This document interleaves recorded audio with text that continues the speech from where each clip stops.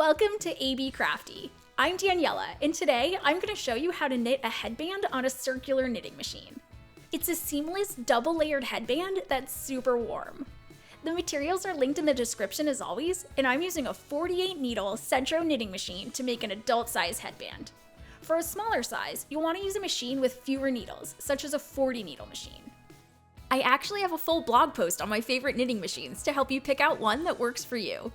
You can just Google AB Crafty knitting machines and it'll pop up, but it's also linked below. Since the headband is a circle, we want to knit in the round. This means we want to set the machine to T for tube. Notice how each needle on the machine has a number. You want to turn the crank until the first needle is in front and lift it up. They also make it easy by making that first needle white. This is your starting and ending point for each round.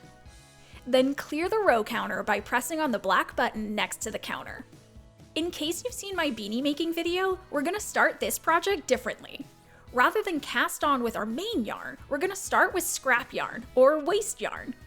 This waste yarn should be a contrasting color to your main yarn so that you can easily tell them apart. The other difference between this project and the beanie is we're going to keep the yarn in front of every needle. So measure at least 6 inches of yarn and hang it inside of the machine.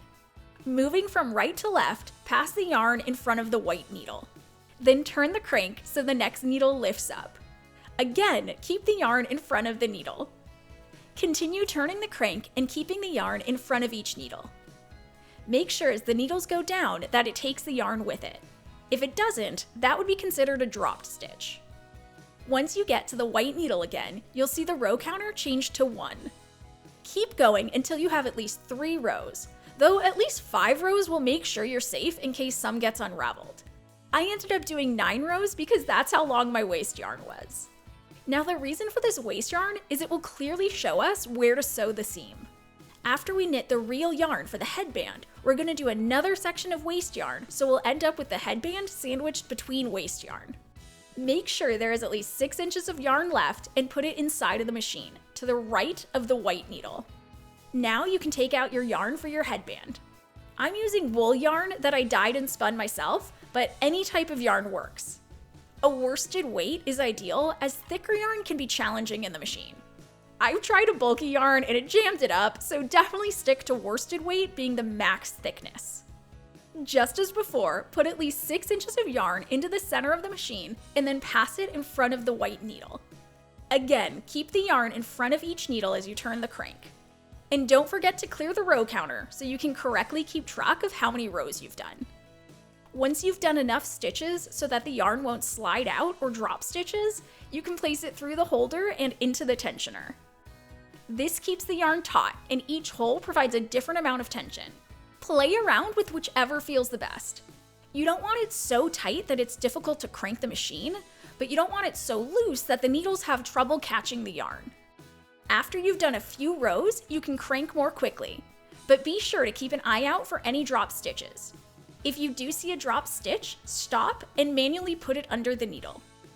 Keep cranking until you reach 28 rows, but this number can be increased or decreased depending on how wide you want your headband. You can test it by folding the bottom up to meet the last row. Move the yarn to the center of the machine so that it's to the right of the white needle. Now it's time for the other section of waste yarn. Leave 6 inches in the center of the machine and then place it in front of the white needle.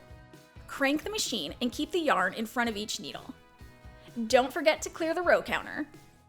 Again, the reason for the waste yarn is to make it easier to see how to sew the first and last rows together. Just as we did in the beginning, you'll want to do at least 5 rows with this waste yarn. This time, you don't need to leave extra yarn, so just keep cranking until it's all used up. This time, mine ended up being about 8 rows. Now it's time to cast off. To do this, all you need to do is keep cranking the machine. It should come up after 2 rounds. But if it doesn't, like mine, you can just lift off the stitches that are stuck. Here's how it should look once it's off the machine. Turn it inside out as we'll be sewing it from this side. Measure out the yarn so that it's roughly 4 times the circumference of this piece, or 8 times the length. I did 5 times the circumference here and realized it was way too much yarn. Thread it onto a plastic needle. you'll see on each side that there's a row of brown waste yarn and then the first and last rows of your headband yarn. We're going to connect the 2 rows of headband stitches with the waste yarn as our guide. What we're gonna do is sew the sides together, recreating the knit stitch so the seam disappears. To do this, we're gonna follow the path of the waste yarn. Think of it this way, you're replacing the waste yarn with your real yarn by following the same path. This is why it's helpful for the waste yarn to be a contrasting color to your project. I'm switching to another headband for this part as the filming for the first one didn't come out as clear as I would have liked. First, identify the starting and ending stitch on each side.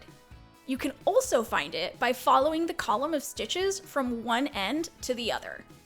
You're going to start by connecting these stitches. It can also be helpful to tie the ends of the yarn to the waste yarn to complete the stitch, like I do here. To begin, look at how the waste yarn goes down through one loop and up through the next. You can see the brown yarn passes down behind that blue yarn and then back up under the next blue stitch. This is exactly what you'll do with your needle. Go down through that first loop and up through the next one. We're going to repeat this on the other side. On this side though, you want to go down through just that first loop. Doing just that first loop will complete the stitch next to it. I don't do this here, but looking back at the footage now, I see where I went wrong. You'll see I moved to the next loop. You can then go back to the top. Again, I'm just following the path of the brown yarn. Go down through the loop you already went through, and then back up through the next stitch. Then I'm back to the other side. I'm going through the loop I already went through, going up through that green stitch, and back down through the next. I'm keeping these stitches loose so you can more easily see what I'm doing, but you'll want these to be relatively taut, matching the tension of the piece. You'll keep repeating this, 1 pair of loops on one side and 1 pair on the other, always following the direction of the waste yarn. The key is 2 loops, then switch sides. 2 loops, switch sides, always tracing the path of the waste yarn. As you sew, the seam will look exactly like the rest of the knitting. If something looks off, just back up and follow the waste yarn again. Once you get to the end, make sure you've connected all of the loops. I ended up tying the 2 ends together just to keep it tidy, but this isn't necessary.